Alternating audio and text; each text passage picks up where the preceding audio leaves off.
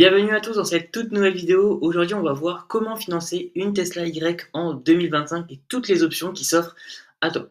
Alors, la première option, ça va être le financement cash, c'est-à-dire le financement à 100% de l'argent qui est disponible sur ton compte bancaire, tout simplement. Alors, ce qu'il faut savoir, c'est qu'une Tesla Y aujourd'hui, ça coûte 52 990 euros. J'ai pris ces données sur le site de tesla.fr, donc le site officiel de Tesla.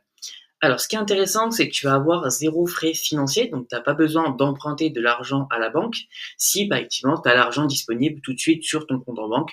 Donc ça, c'est effectivement intéressant puisque tu vas pas avoir du coup l'inconvénient de payer des intérêts si tu payes directement cash ta voiture. Le troisième avantage, c'est que tu as pas besoin de te préoccuper des kilomètres. Parce que bah il y a personne qui va te dire oui, tu as fait tant trop de kilomètres, etc. Ça sera par contre au moment de la revente que ça va se jouer. Finalement, si tu fais 50 000 km, si tu fais 100 000 km, si tu fais 200 000 km, effectivement, la valeur de la voiture va évoluer à la baisse comme à la hausse. Mais t'as pas besoin de te préoccuper de tes différents kilomètres que tu vas faire au fil du temps et de l'usure de la voiture. Parce que bah, sur l'instant T, t'as pas besoin de te préoccuper de ça. Par contre, effectivement, au moment de la revente, il faudra effectivement bah, du coup voir combien de kilomètres tu as fait et c'est à ce moment-là que ça va se jouer. Le quatrième avantage, c'est que tu peux la revendre à n'importe quel moment. Quand tu vas financer, du coup, tu vas prendre le choix de financer cash ta voiture, tu vas pouvoir le revendre à n'importe quel moment. Donc ça, c'est quand même assez intéressant. Cinquième avantage, pardon, tu peux garder ce véhicule pendant 3 ans et le revendre par la suite. Donc ça, c'est assez avantageux. C'est-à-dire que tu peux garder jusqu'à 3 ans ce véhicule et par la suite le revendre. Donc ça, c'est quand même un sacré avantage. C'est pour ça que je l'ai mentionné à l'intérieur de ces avantages-là. Et le sixième, et pour moi c'est un inconvénient, c'est pour ça que j'ai mis une croix rouge, il faut bah, du coup bien évidemment avoir du coup la possibilité de financer cash la voiture, donc ça fait quand même 52 990 euros, donc c'est quand même un investissement de base qui est conséquent, et le coût de dépréciation du véhicule, il est de 7 000 euros sur 3 ans. Donc ça, il faut le savoir, c'est quand même un inconvénient à mentionner que j'ai trouvé important de expliquer aussi à l'intérieur de cette vidéo. Maintenant, on va parler du coup du crédit auto classique que tu dois connaître. Alors, on va partir sur une base que tu vas apporter du coup 10 000 euros pour du coup pouvoir emprunter par la suite les autres fonds de disponibles à la banque. Donc tu vas emprunter du coup sur le reste, donc 42 990 euros. Et donc, la banque classique, donc tu vas payer 1366 euros en moyenne sur une durée de 36 mois. Donc, c'est tout simplement sur le site de Meilleur Taux que j'ai fait le calcul. Donc, tu vas avoir du coup 1366 euros par mois à rembourser à ce niveau-là. Et donc, ce qui va te faire du coup un coût total, donc remboursement du capital inclus, ça va te faire 49 176 euros. Et donc, tu vas avoir du coup à payer en fait en termes d'intérêt 6 276 euros.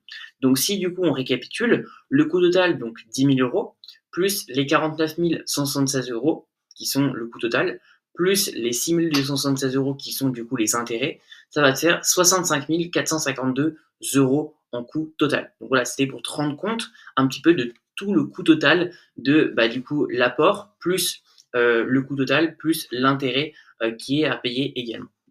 Le troisième critère, donc si tu souhaites tout simplement revendre ta Tesla au bout de 3 ans, tu vas pouvoir au prix de 46 000 euros. Et donc le coût de réel de la voiture, du coup, si tu te rends bien compte, au bout de ces 3 ans, c'est de 19 452 euros. Et donc c'est des frais financiers qui sont déductibles en société. Ça, c'était important aussi de le mentionner à ce niveau-là. Donc voilà, c'est vraiment le coût réel de la voiture, c'est quasiment 20 000 euros. Donc ça, c'est vraiment pour que tu puisses te rendre compte à ce niveau-là. Maintenant, on va parler du coup de la troisième option qui est la LOA, c'est la location avec option d'achat. Donc, ce qui est intéressant, c'est que plutôt d'acheter directement, tu vas pouvoir louer ta Tesla sur 3 ans avec une option d'achat à la fin. Donc, c'est assez intéressant.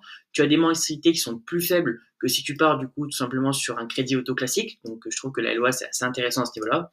Et bah, du coup, pour exemple, tu vas avoir du coup un apport de 10 000 euros et le reste du coup va être financé par Tesla directement et non pas par la banque. Donc, ça, c'est intéressant aussi. La LOA, c'était en société à ce niveau-là. Maintenant, on va parler de la LLD, donc la location longue durée, tout simplement. Donc, du coup, tu vas pas avoir d'apport nécessaire à faire de ton côté. Location du véhicule de manière permanente et au bout de 3 ans, tu te sépares du véhicule avec aucune possibilité de rachat. Donc, effectivement, ça, c'est une problématique si tu souhaites tout simplement racheter le véhicule. Et l'avantage, c'est que tu n'as pas d'apport, tu n'as pas d'achat et tu n'as pas de revenus nécessaires. La conclusion par rapport à cette vidéo, c'est que du coup, par rapport à la LOA, c'est la solution la plus flexible. C'est généralement la solution la préférée des banquiers. Tout simplement pourquoi? Parce que du coup, les banques, elles gagnent plus d'argent avec la LOA et également, du coup, les banques, elles restent toujours propriétaires des véhicules si du coup, tu vas pas pouvoir la rembourser à la fin. Donc si tu as une problématique de remboursement du véhicule. Donc ça, c'est assez intéressant pour les banques, la LOA.